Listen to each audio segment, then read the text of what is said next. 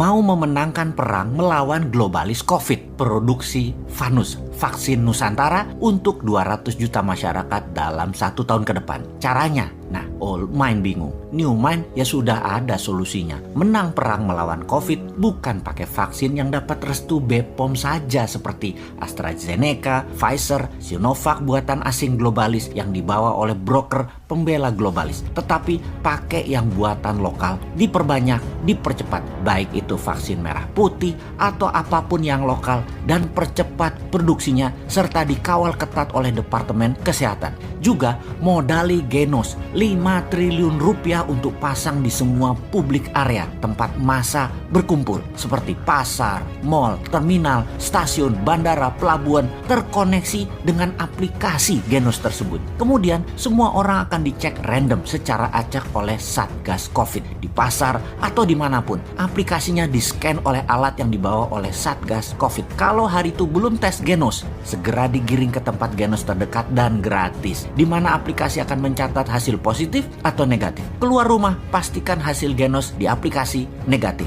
Tes Genosnya bisa dimanapun gratis dan dekat jaraknya dari Anda. Genos tahun 2021 ini usahakan ada 1 juta alat Genos dan tahun depan 2022 hingga 3 juta alat. Demikian halnya dengan Vanus vaksin Nusantara yang akan membuat imunitas naik. Vanus adalah imunoterapi, imunitas dinaikkan tinggi sehingga dalam 1 tahun ke depan herd immunity terbentuk di Indonesia dalam waktu cepat dengan vaksin globalis yang kira-kira mengcover 20% penduduk dan vaksin lokal mengcover 60% populasi, maka 80% populasi memiliki tameng COVID hanya dalam waktu 1 tahun ini. Coronavirus tersudutkan. Cangkangnya yang tumbuh di tubuh manusia tidak ada tempat lagi. Indonesia dengan demikian menang melawan virus corona. Tahun 2022 semuanya baru. Indonesia menang dan Indonesia berdaulat. Gaspol kendalikan dunia. Dengan apa? Salah satunya dengan vaksin Nusantara dan Genos. Serta jadikan kekuatan pangan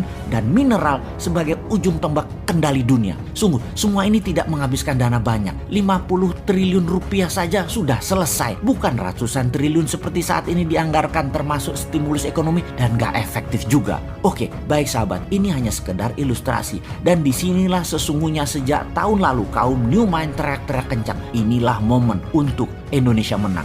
Menang melawan COVID. Duluan masuk ke pit stop dan langsung menjadi negara terdepan menyelesaikan COVID di saat negara lain sibuk perang melawan COVID. Tidak ada momen yang terbaik seperti saat ini untuk printing money kecuali berbarengan dengan produksi. Printing money 50 triliun buat Genos dan Vanus vaksin Nusantara serta vaksin-vaksin lainnya juga untuk memproduksi vitamin gratis yang akan dibagikan ke setiap anak bangsa. Semua itu 100% bahan bakunya lokal. Selesai itu masalah COVID. Sekarang momentum tersebut ada. Kalau saja dilakukan sekarang, ya benar, sekarang wahai pejabat, kalau Anda benar-benar mencintai rakyat dan bangsa, pastikan akhir tahun 2021 ini COVID nol. Dengan strategi printing money tadi, Indonesia tidak perlu import vaksin asing yang membuat broker vaksin asing, agen globalis dan agen politik 2024 memanfaatkan fasilitas kesehatan. Itu bakal kering cuannya dan pastinya menyelesaikan masalah COVID serta ekonomi Indonesia dengan cara